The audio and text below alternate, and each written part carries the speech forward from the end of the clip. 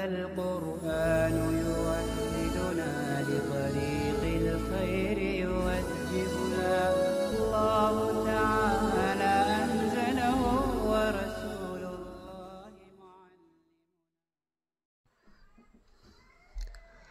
بسم الله الرحمن الرحيم. وإن أراد بها ما لا يكون موجودا في الخارج وإن كان موجودا في نفس الأمر فلا نسلم أن الابتناء عليها يصلح علة للإعراض. كيف؟ وينضبط بها أحوال الحركات من السرعة والبطوء والجهة على الوجه المحسوس والمرصود بالآلات الرصدية، وينكشف بها أحكام الأفلاك والأرض وما فيها من دقائق الحكمة وعجائب الفطرة، بحيث يتحير الواقف عليها في عظمة مبدعها قائلا ربنا ما خلقت هذا باطلا. وإن أراد بها ما لا يكون موجودا في الخارج وإن كان موجودا في نفس الأمر، اور اگر آپ کی مراد امور موہومہ سے وہ امور ہیں جو خارج میں موجود نہیں ہیں اگرچہ نفس الامر میں موجود ہیں، فلا نسلم ان الابتناء علیہا یصلح علۃ للإعراض، تو ہم یہ تسلیم نہیں کرتے کہ ان امور پر علم ریاضی کا موقوف ہونا اعراض کی علت بننے کی صلاحیت رکھتا ہے۔ کیفا، اور یہ اعراض کی علت کیسے بن سکتا ہے؟ وَيَنْضَبِطُ بِهَا أَحْوَالُ الْحَرَكَاتِ مِنَ السُّرْعَةِ وَالْبُطُوءِ وَالْجِهَةِ عَلَى الْوَجْهِ الْمَحْسُوسِ وَالْمَرْصُودِ بِالْآلَاتِ الرَّصَدِيَّةِ، حالانکہ حکمت ریاضیہ کے ذریعے حرکتوں کے احوال معلوم ہوتے ہیں۔ اس کے بعد من بیانیہ ہے، یعنی حرکت کا سریع ہونا، سست ہونا،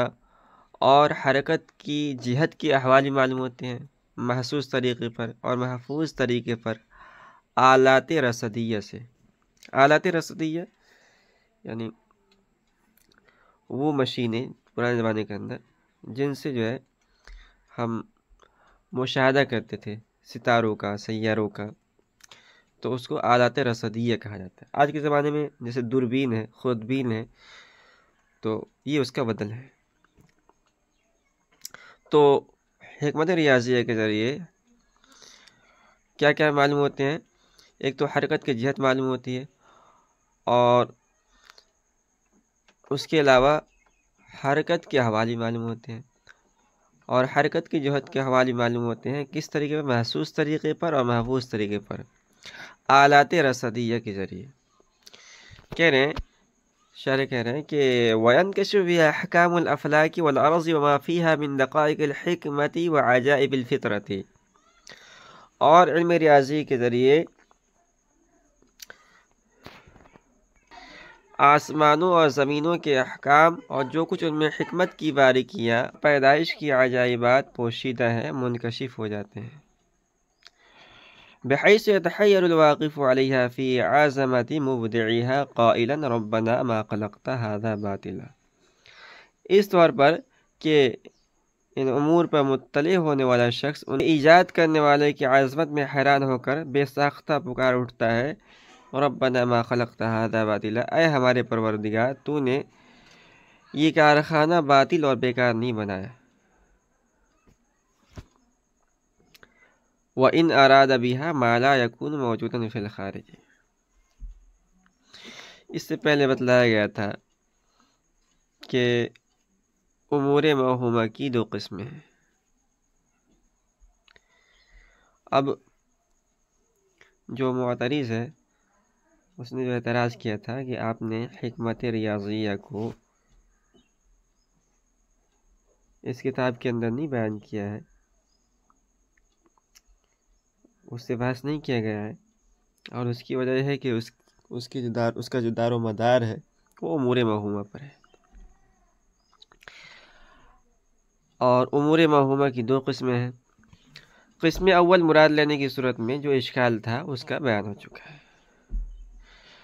اب قسم ثانی مراد لینے میں جو خرابی ہے اس کو یہاں سے بیان کیا گیا ہے۔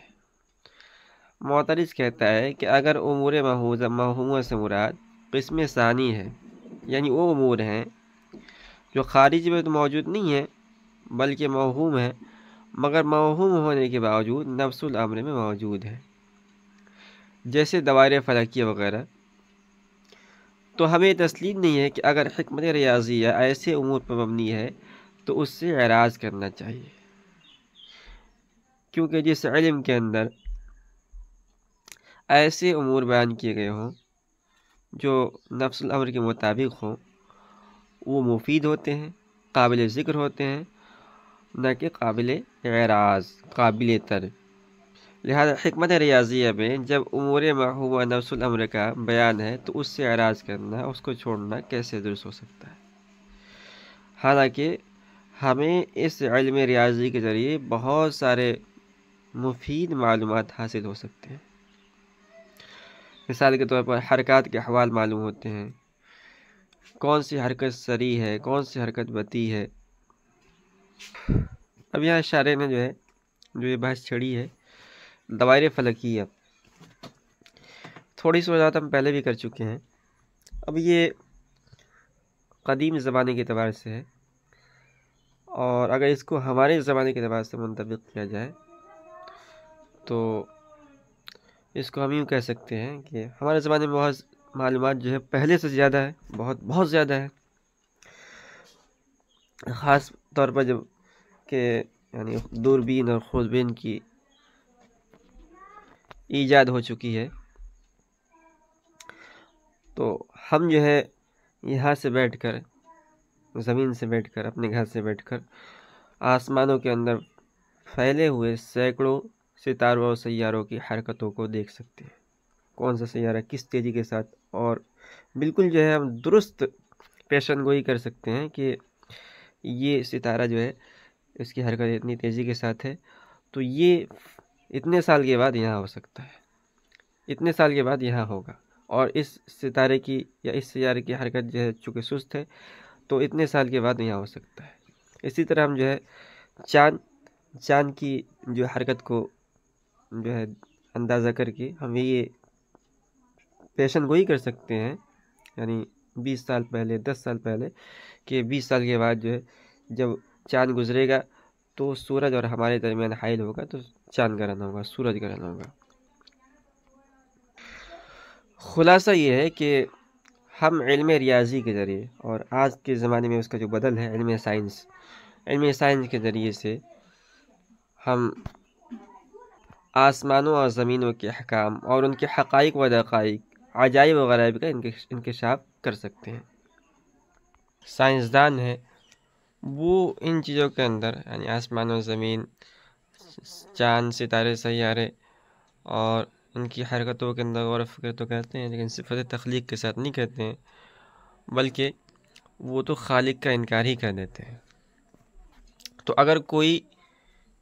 ان چیزوں کے اندر صحیح طور پر غور و فکر کرے گا تو بے ساختہ کا اٹھے گا